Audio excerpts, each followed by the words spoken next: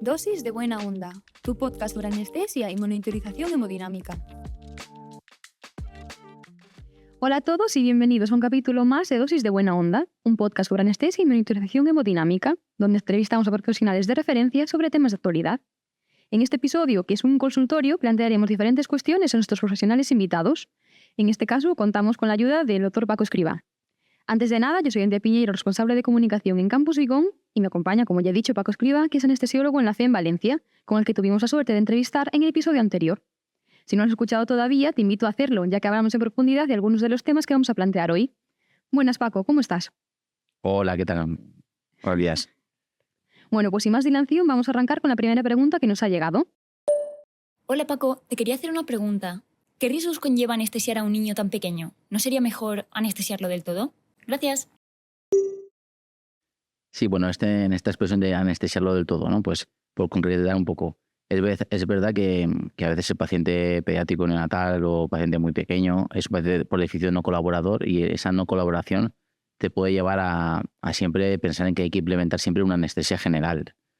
Porque, bueno, a un paciente adulto le puedes decir, mira, te vamos a operar de la rodilla, te vamos a dormir de aquí para abajo con una técnica de neuroeje, y eso va a ser mejor, más seguro y más confortable para ti que una anestesia general. En cambio, en el paciente pediátrico, también neonatal, se puede jugar con el multimodalismo, con las técnicas locoregionales de neuroeje o técnicas locoregionales periféricas, para un poco vencer obstáculos o poder un poco tener en cuenta patologías de base que tenga el paciente, donde una anestesia general va a ser vamos a ser mucho más agresivos implementando una anestesia general que jugando con el multimodalismo. El multimodalismo consiste en jugar con los fármacos para un poco disminuir las necesidades farmacológicas de algunos que pueden provocar efectos secundarios, como pueden ser los opioides y los mórficos, y jugando con la combinación, sumar los efectos positivos de todos ellos y disminuir los efectos negativos o colaterales que puedan implicar cada uno de ellos. Pero es que además, si jugamos con las técnicas de locoregional, pues vamos a poder obviar necesidades farmacológicas de mórficos, de opioides y de tratamientos analgésicos y sus efectos nocivos o colaterales. El ejemplo claro, por ejemplo, sería el del paciente neonatal, muy pequeño, prematuro, que tiene una displasia broncopulmonar y que a lo mejor de repente hay que operarle de una hipertrofia del píloro, por ejemplo, se me ocurre, o de una hernia inguinal bilateral. Pues ahí podemos realizar una sedación sin tener que intubar al paciente e implementar una técnica de neuroeje, desde el bloqueo caudal hasta una intradural, y sin necesidad de tener que intubar a un paciente y hacer una anestesia general y anestesiarlo del todo, lo cual sería mucho más positivo para los antecedentes patológicos que tiene el paciente, ¿no? De una displasia broncopulmonar, ¿no? De una extubación o meterlo en ventilación mecánica invasiva puede aportar mayores daños colaterales que jugar con una técnica locoregional y con un poquito de multimodalismo, con una sedación a través de una inhalatoria, a través de sedación farmacológica travenosa bien titurada, y evitar una intubación endotraqueal que pudiera ser mucho más nociva en este paciente, como por ejemplo. Y así en muchos más ejemplos de pacientes en todos los grupos etarios que comentamos en el paciente pediátrico. Podemos jugar con el multimodalismo, sumar los efectos positivos de cada una de nuestras herramientas para minimizar los efectos negativos, y evidentemente en este multimodalismo siempre tendrá un papel protagonista las técnicas locoregionales de neuroeje y las técnicas regionales a nivel periférico. Un ejemplo de ellos es la OFA, ¿no? Que es la Opioid Free Anesthesia, que se ha demostrado como anestesiar con menos carga de opioides o sin opioides directamente, va a tener una recuperación mucho más confortable cuando con técnicas locoregionales, evidentemente, y dejando al paciente sin dolor. Va a tener un despertar, un confort y una recuperación inmediata mucho más positiva que cuando usamos altas cargas de mórficos. Perfecto. Vale, pues ahora voy con la siguiente pregunta. Hola Paco, cuando hay tratamientos con fluidos, ¿cómo puede la monitorización ayudarnos a reducir las complicaciones? Gracias.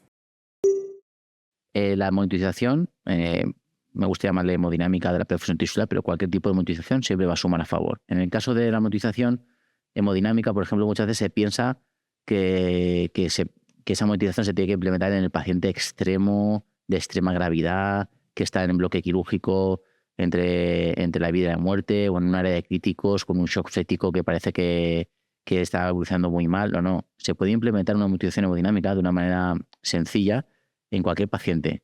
El propio paciente en un escenario clínico estándar, como sería guiar una fluidoterapia, tanto en quirófano como en área de críticos, para evitar síndromes de sobrereanimación o hiperhidratación, o estos niños botijo, que llamamos a veces, también es muy importante. Lo vemos claramente en el propio monitor. Vemos que van a haber una serie de parámetros como la variación de presión de pulso o la variación de volumen sistólico que nos van a permitir guiar una situación estándar en la que el paciente tiene una fluidoterapia y tenemos la duda de decir, ¿le pongo más fluido, le pongo menos fluidos? ¿Qué mantenimiento le pongo? Bueno, pues ese parámetro te puede ayudar a ajustar un mantenimiento. Y el paciente pues está normotenso y sigue normotenso, gracias a que tú lo vas vigilando y, necesita un poco más, le pongo un poco más. Necesita menos, le pongo un poco menos. Pero tienes una vigilancia continua y una manera de apoyar y argumentar tus decisiones.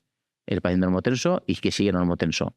Y luego tenemos otro paciente que sería el paciente hipotenso, el paciente que estamos en un problema, tenemos una hipotensión, por el tema que queráis. Un shock séptico, una salida después de la cirugía, un síndrome vasopléjico después de una cirugía oncológica de larga duración, una hipovolemia por pérdida de sangre en una escoliosis, o un SIS, un síndrome inflamatorio después de una cirugía de extracorpórea de cardíaca, ¿no? Está hipotenso y necesito mejorar su tensión arterial media porque entiendo que mejorando esa macrohemodinamia voy a mejorar la perfusión tisular y la respiración celular. ¿Cómo mejoro esto? Pues por el monitor puedo vigilar esa situación, diagnosticarla y decidir cuál es la decisión correcta. Si el paciente está hipotenso pero mantiene un tono vascular, y eso lo vemos a través de parámetros hemodinámicos en el monitor, dando una carga de volumen vamos a mejorar la tensión arterial media y vamos a mejorar la perfusión tisular y volver al escenario de normotenso.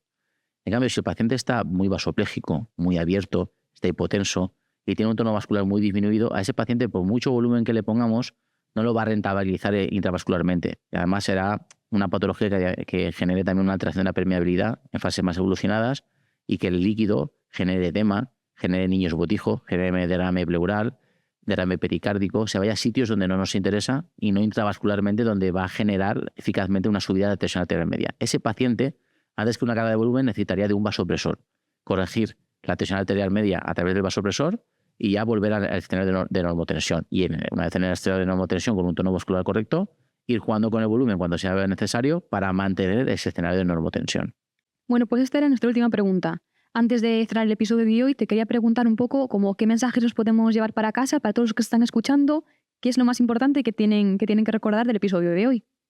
Pues sí, para mí, por resumir un poquito todas estas ideas que hemos ido comentando, concretaría todo esto en que yo soy fan del multimodalismo, tanto desde el punto de vista del manejo anestésico como de la monitorización, ¿vale? Tener una perspectiva amplia por diferentes puntos de vista que se implementan, que suman a favor y que disminuyen pues efectos nocivos y efectos deleterios en el paciente. O sea, el multimodalismo, tanto en el manejo anestésico como en la monitorización. Para mí eso es fundamental.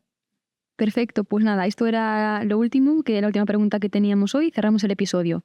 Paco, otra vez ha sido un placer tenerte hoy con nosotros. Muchas gracias por responder a todas las preguntas y agradeceros también a todos los que nos escucháis desde casa. Os recuerdo una vez más que en Campus Icon encontraréis mucha más información sobre este y otros temas de monitorización hemodinámica. Así que hasta el siguiente episodio. Vale, muchas gracias por tu tiempo. Dosis de buena onda, tu podcast sobre anestesia y monitorización hemodinámica.